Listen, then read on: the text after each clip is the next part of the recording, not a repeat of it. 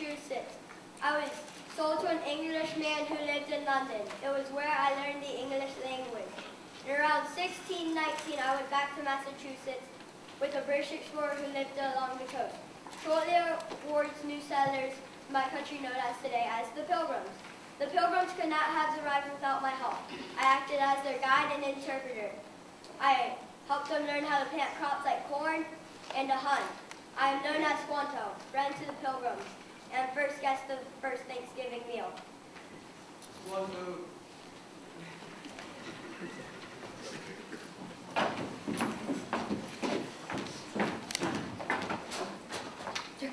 During the Revolutionary War, the British Colonel Tarleton kept trying to capture me, but I wasn't known as Smallpox for nothing. I traveled along hard-to-get-to swamp paths and eluded capture by the British many times. Colonel Tarleton said the devil himself couldn't capture me. Although my real name is Francis Marion, my militiamen called me the Swamp Fox. They were loyal to me, serving without pay, supplying me with horses, weapons, and food in our battle for liberty. I was famous for my surprise attacks against the British.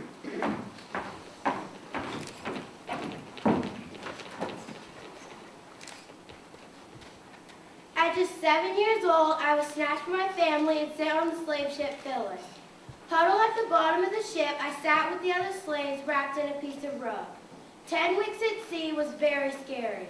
Having no identity, I was given the name Phyllis Wheatley from my master. At the age of 12 years old, I got my first book published. I wrote magnificent poems about the things going on around me. Even in church, the slaves sat at the top and the white people sat at the bottom. But I still admired Mr. Whitefield, the preacher. Later, he died. I was just 16 years old. The loss I felt when he died stirred me.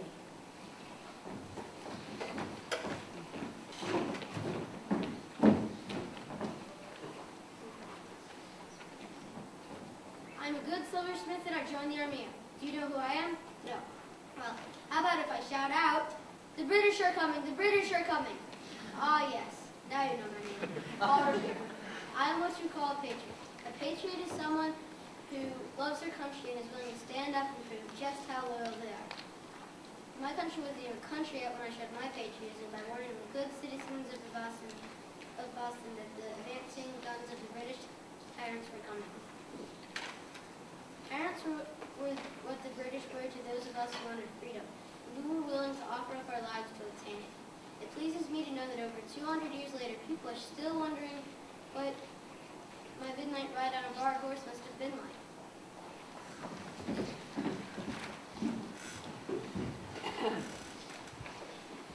Grapple the ship, take the cannons, destroy the main mast.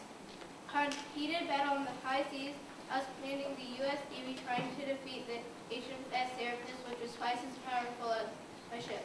I was 21 when I became captain after saving the ship from crashing into the rocky shores of Ireland. The naval Marion and Annapolis is where my body rests now. Sailors everywhere revere my name, John Paul Jones.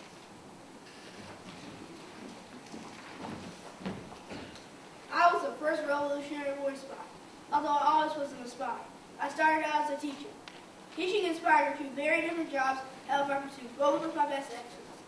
I joined the Continental Army in 1775 and was promoted to captain. I volunteered to spy on British troops. War is brutal when the British captured me, sent me to die by hanging, and said, "Nathan Hale, do you have any last words?" My last words are memorable and defiant. I only regret that, but one life to give for my country. I should be remembered for my bravery behind enemy lines and my heroic actions. Many places such as parks or high schools have been named after me. There's a statue of me at Yale University. Would you have the courage to sacrifice your life as I did? Did you ever wonder what it would be like to see people dying all around you? The Revolutionary War was raging in colonial America. My husband, William, went to fight the British.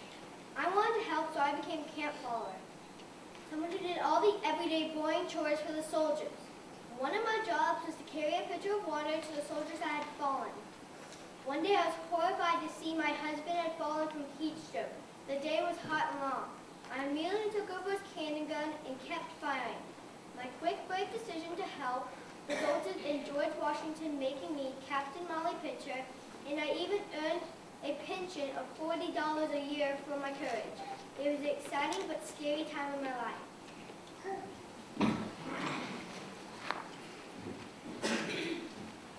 There's a mountain in Colorado, maybe some of you will consider see. It's called Pike's Peak and it's named after me, Zebulon Pike. I've actually never really reached the summit. For 10 days, my men and I tried to make it to the top. This was in the winter of 1806, and I worried for my men. I called this enormous mountain Grand Peak, but finally, we were forced to turn back. Earlier in my life, I joined the U.S. Army when I was only 14 years old. I was given the responsibility of exploring the Mississippi River, much like the expedition of Lewis and Clark. Most people don't know I lost my life in the War of 1812 from a gunpowder explosion. My epitaph reads, a gentleman and his soldier. Who do you think of when you think of American technology? Steve Jobs, for instance? Well, I hope you might think of me, Eli Whitney. Some have called me the true father of American technology. I was good with how things worked even as a boy.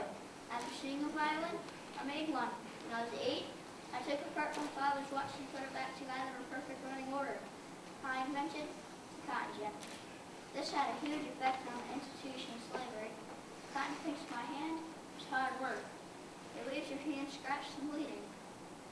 My machine works like any good machine does. It made work easier, and therefore less people were needed to pick crops and crops.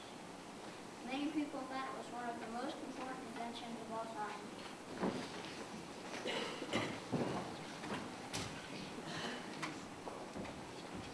All aboard! When you hear the word submarine, you probably don't think of me, Robert Fulton, but I was an innovative inventor. I was born November 14th, 1765. I started my career as an artist when I was 10 years old. I started working for a gunsmith doing artwork. Later in my life,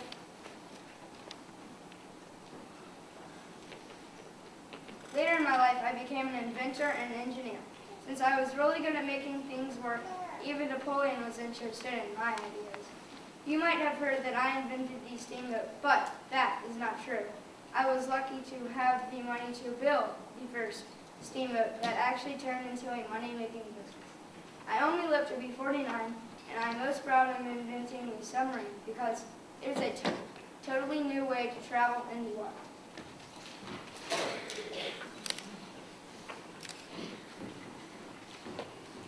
Good morning, ladies and gentlemen. I am so glad you came to this party. It would be nice if it was in the White House, but this will do. I'm Dolly Madison, and I was born May 20th, 1768. You know me because I married James Madison in 1794 and became First Lady 1809. As a child, I lived on a farm, and later, as First Lady, I hosted the first inaugural ball. I also saved a picture of George Washington when the British burned down the White House. And did you know that I'm 17 years younger than James Madison? Wow! I live to be 81, and I'm most proud of being First Lady.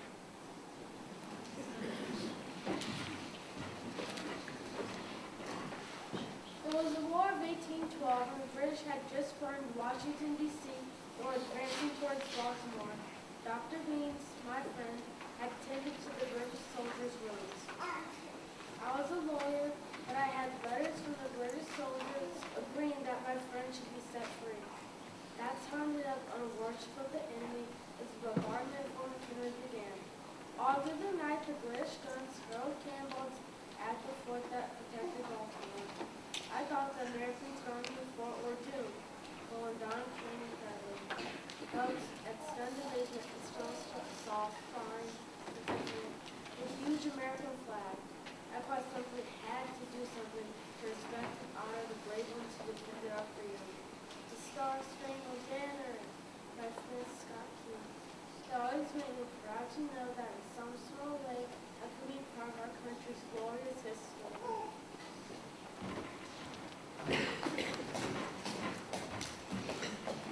I'm as sharp as a buckeye nutcase on a warm summer day. I'm Tecumseh. You might know me because I gave an inspiring speech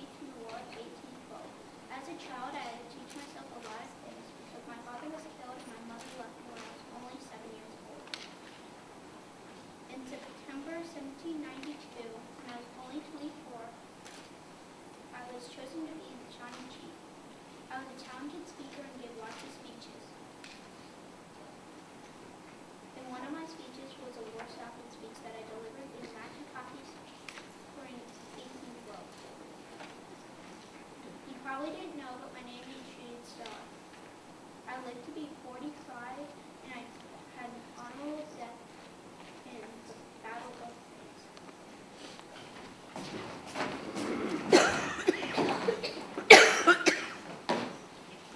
Do you know what it feels like to be betrayed? Well, I certainly do. In 1813, I saved future President Andrew Jackson's life. He said we would be friends forever. This was a lie. 16 years later, he rounded up me, my wife, and 16,000 other Cherokee Native Americans from our beloved mountains of North Carolina. We were made to walk to Oklahoma. 4,000 of my people died on the way, including my wife. I walked back to North Carolina. I was given 337 acres, $100, and full citizenship. I remarried and I was buried by my second wife in Robbinsville, North Carolina. I am known as Chieftain Alaska, Chief of the Cherokee Nation.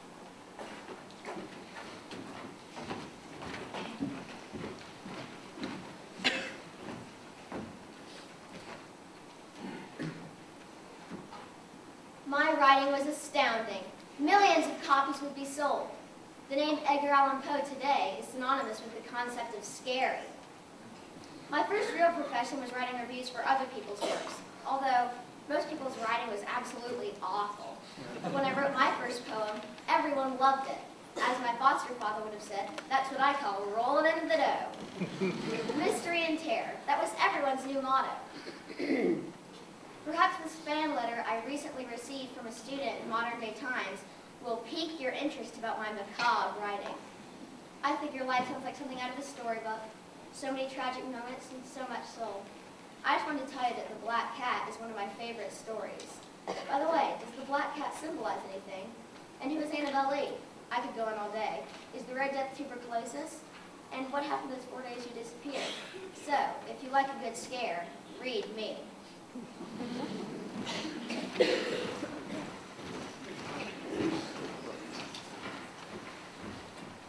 History tells us that only America's South had the institution of slavery, but I was born in the state of New York to a Dutch family and learned to speak both Dutch and English. My slave name was Isabella, and I was sold for $100 in a flock of sheep to an evil master named Dumont. I was a great worker who could be sold for a high price. I was 6 feet tall when I was 13, which meant that no hand-me-down shoes could fit me. I had to work in deep winter snow in my bare feet. My life was filled with sadness, but also courage.